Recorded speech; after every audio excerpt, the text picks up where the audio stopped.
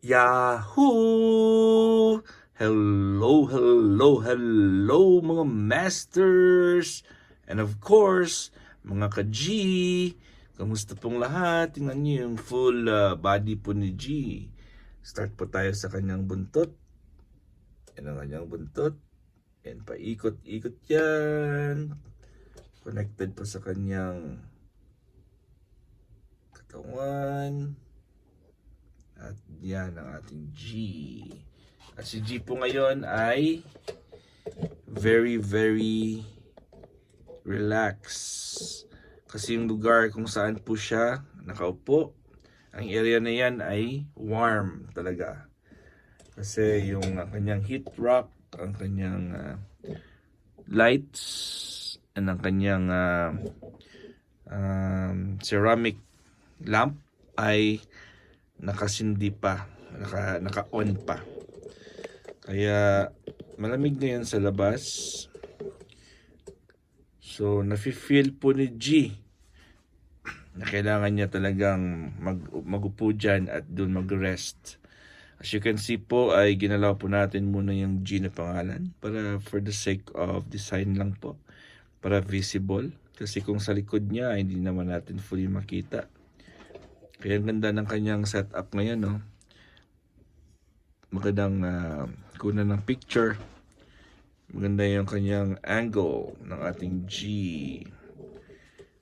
So, maraming salamat ulit sa inyong love and support sa ating bidang-bidang si G, the Green Iguana.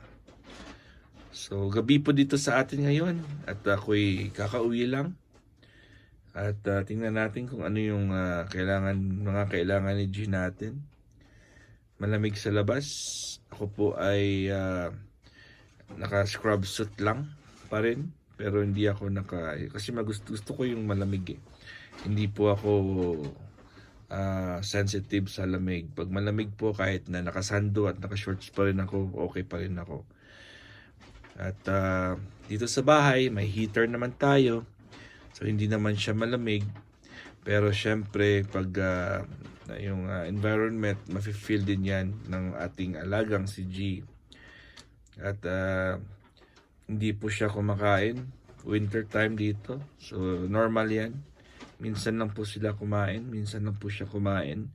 Importante dyan is ma-keep warm siya. So, yung tubig sa kanyang swimming pool, kakalagay din natin yan. Yung tubig sa pool niya. At pero hindi naman tatagal yan, lalamig na yan. At hindi pa tayo nakabili ng bagong pool. So, kumakalawang yan. Pag the next day, pag hindi ko yan tinanggal mamaya yung tubig, kukunin yung tubig, bukas po brown po yung kulay ng tubig dyan. Dahil sa kalawang. So, G, galaw-galaw ka naman, G, oh. At hindi gumagalaw yung G natin. Dahil po, mas gusto niyang dyan sa area na yan kasi warm. At syempre, may linagay pa tayong ilaw sa likod ng cellphone ko dito para medyo maganda yung view. Pagpatayin ko yung ilaw, ito yung itsura niya. Which is still okay. Okay naman, di ba? Pag pinatay yung ilaw. Pero mas maganda yung may ilaw para medyo clear. At pwede nating palitan yung kulay ng ilaw natin. Pwede nating gawing ano yan. Hindi pala. Iba pala yung aking yung lang yung intensity lang ng ilaw natin. Pwede nating palitan. Pero yung ibang ring lights ko po ay pwedeng gawing a little bit of yellowish ang ating bulb. Katulad ng kulay ng G. Na pangalan yan sa likod ni G. Yung bombilya. Anyways, ano ba yung bago sa atin ngayon? Siyempre, babatiin ko po kayo lahat sa Pilipinas dyan at sa Asian countries. Good morning at kamusta po yung Pasko natin? Kakatapos ng Pasko natin at I'm sure na nag-enjoy po kayo. Family get-togethers and food parties at mga gifts. At ano ba yung mga natanggap nyo? Ano ba yung mga regalong natanggap nyo? Yung G natin ay hindi po talaga tayo nakabili ng marami. Pero binilang ko siya ng maraming pagkain. Ng maraming pagkain, which means it's not good. It's only good for a week. Kasi hindi po tayo pwedeng bumili ng maraming gulay at hindi naman makakain kasi malalanta naman yan. So pagbukas mo ng kanyang box ng kanyang gulay, is good for 2 to 3 days lang po yan. As long as once na open mo yan, good for 2 to 3 days lang kasi masisira na yan o malalanta yan. Yung freshness niya, kailangan mo ma-keep yung freshness niya. Yun, so alis na. Nahulog na ang kanyang G na pangalan. Okay lang yan. Okay lang yan, insan. Okay lang yan, insan. Alright, so okay lang yan. Nahulog yung kanyang G na pangalan. At minsan po ay akala niya ipapagalitan siya natin. Hindi naman siya papagalitan kasi siya yung ating bidang-bidang si G. So nahulog po dun sa ilalim yung kanyang G. Kukunin natin yung mamaya. At nung nilanapitan natin siya ay hampasin niya ako ng kanyang buntot. Pero alam mo, reflex lang naman yan. Hindi niya naman gustong gawin yan. So parang hampasin niya tayo ng buntot niya pero nakita niya na ako pala yung kanyang hampasin. Ay bigla siyang nag-stop. So ito yung kanyang G. Napulot na natin. Lalagay na natin ito sa kanyang lugar kung saan po tayo ay palaging nilalagay po ito. So si G po ay ayan, parang yung nagpupo po kasi si G, kaya yung kanyang chan po ay very empty po yan. For how many days po si G na hindi nakapupo, kaya yung kanyang chan ngayon ay very soft dahil po ay nag-empty po siya ng kanyang digestive tract. So winter time, medyo slow ang kanilang metabolism dahil malamig. So ang pinakamagandang gawin dyan is always keep him warm with the help of the heating rack and of course the help of the heat light and the ceramic lamp, and kung meron time sa kanyang swimming pool na may warm water. So yun yung pinaka-importante para makip yung kanila, and of course yung humidity. Ito, humid siya, basang-basa yung kanyang grass, turf. Ayun o, kikita nyo ba? Ayan, basang-basa yan. At si G po ay buong araw ay nandito lang po yan. Siyempre hindi naman siya makalabas. Pero the good thing there is nakikita po siya natin sa ating camera, sa cellphone, na umaakyat baba siya. At that means that he is moving, he is exercising, at hindi po siya stagnant. At hindi ko lang alam kung bakit hindi. Siyempre hindi naman siya kumakain ngayon dahil winter, konti lang yung kanyang gana. Subukan po nating bigyan si G natin ng gulay. Yeah.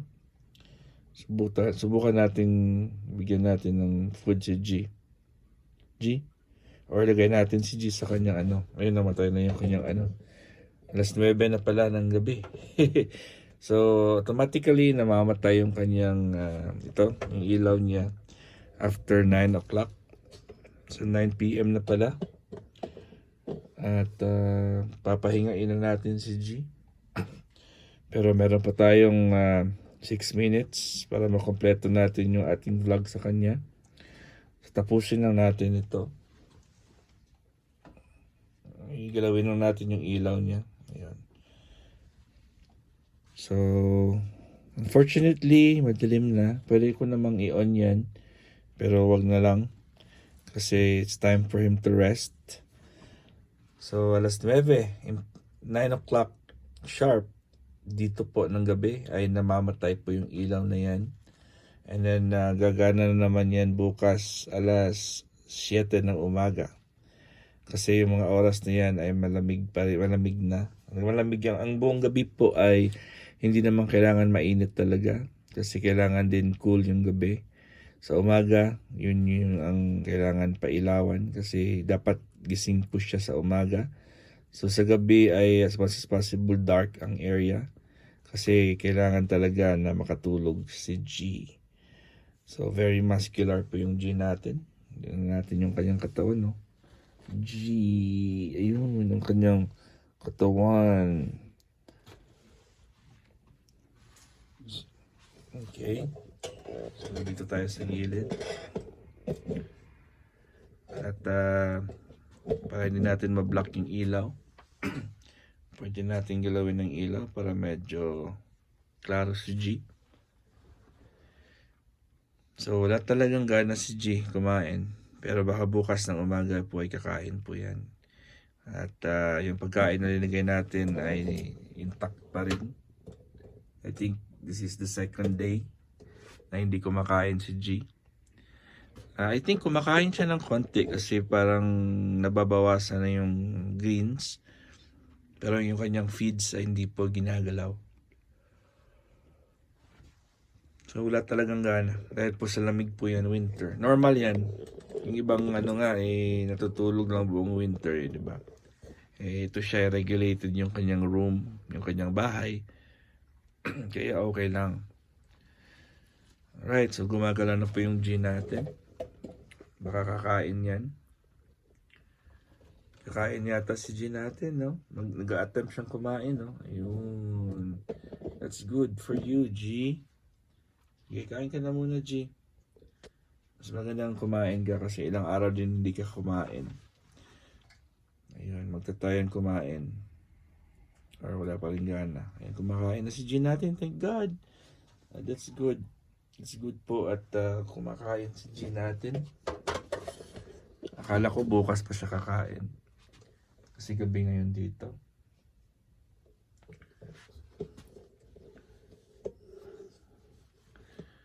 Ayun. So, thank God. At kumain yung G natin. Hindi ko lang alam kung bukas ay kakain din yan ulit. Kasi bibigyan ko siya ng fresh na vegetables niya bukas. Kasi ngayon, binigay kahapon ko yan. Binigay yung vegetables. Ay, tuminom ng tubig si G. Yun. At, ayun, ikot-ikot na yan. Or bababa yan. Hindi ko kasi, patay kasi yung kanyang ilaw. Yung kanyang, kasi gabi na eh. 9 o'clock na. So, pinapatay natin yan. Alright. So, good na tayo. G. Kain pa rin si G.